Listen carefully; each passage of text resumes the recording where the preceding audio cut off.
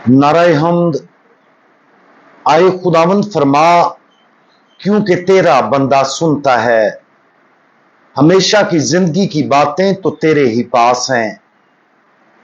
आज हम अंजील मुकद्दस बामुताबिक मुकद्दस मत्ती उसका 13वां बाब और उसकी आयात 3 ता 5 पर ध्यान ज्ञान करेंगे। और आज हम फयाजी से बीज बोने वाला इसके बारे में सुनेंगे।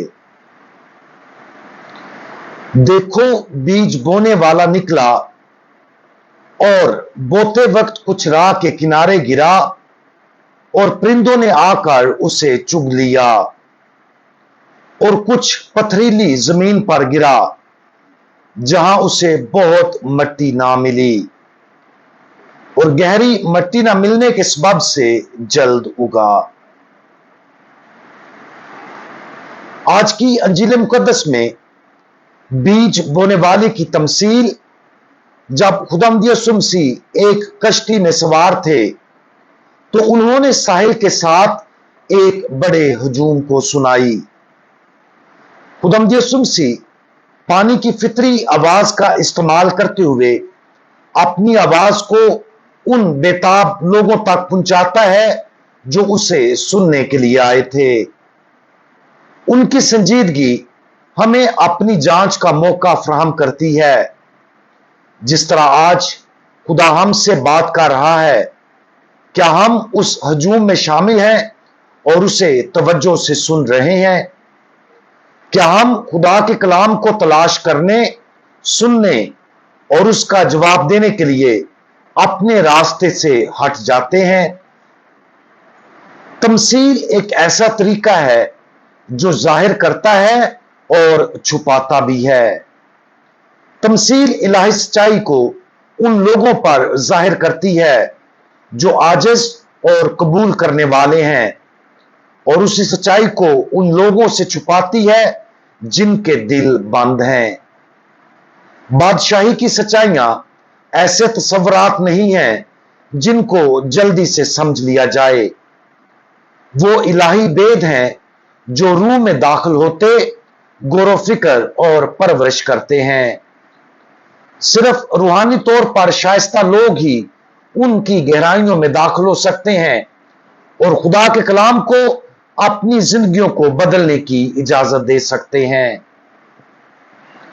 बोने वाला मसीह है, बीज खुदा का कलाम है, और मट्टी उसकी तैयारी और कबूलियत की तमाम मुख्तलिफ हालतों में इंसानी दिलों की नुमाइंदगी करती है। कुछ रूहें जैसे ताजा, नम और जरखेज मट्टी की तरह खुदा के कलाम का इंतजार करती हैं। जैसे ही बीज बोया जाता है, यह तेजी से बढ़ना शुरू हो जाता है और अच्छा फल पैदा करता है। दूसरी रूहें कम कबूल करने वाली हैं। वो रास्ते की तरह कुछ दिल सख्त, जिद्दी, इलाही सच्चाई को कबूल करने से इनकारी हैं। वो कलाम सुनते हैं लेकिन सही मानों में कबूल नहीं करते, और शैतान कलाम को दिल के अंदर दाखिल नहीं होने देता। वो दिल जो पथरीली जमीन की तरह है, शुरू में कलाम को खुशी से कबूल करते हैं लेकिन उनमें इस्तकामत की कमी है। जब आजमाइशें आती हैं तो वो उनका मुकाबला नहीं कर पाते। वो पाक मास में शिरकत कर सकते हैं, कलाम मुकद्दस पढ़ सकते हैं या जोश के साथ शुरू कर सकते हैं, लेकिन दुआ में जुड़ी गहरी अंदरूनी तब्दीली के बगैर वो आजमाइश की गर्मी को बर्दाश्त नहीं कर सकते। खारदार झाड़ियां मुनकसिम दिल है जहां खुदा का कलाम परेशानियों, दौलत और लज्जतों से मिला हुआ है।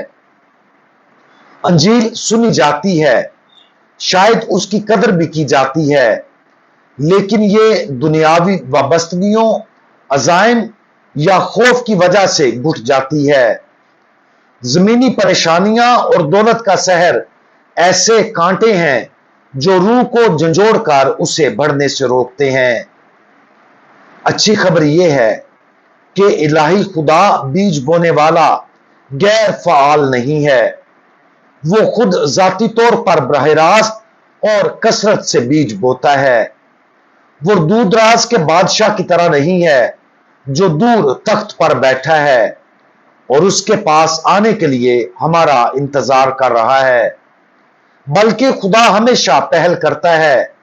वो बोने वाले की तरह निकलता है, हमारे मांगने से पहले ही अपना बीज हम पर डाल देता है।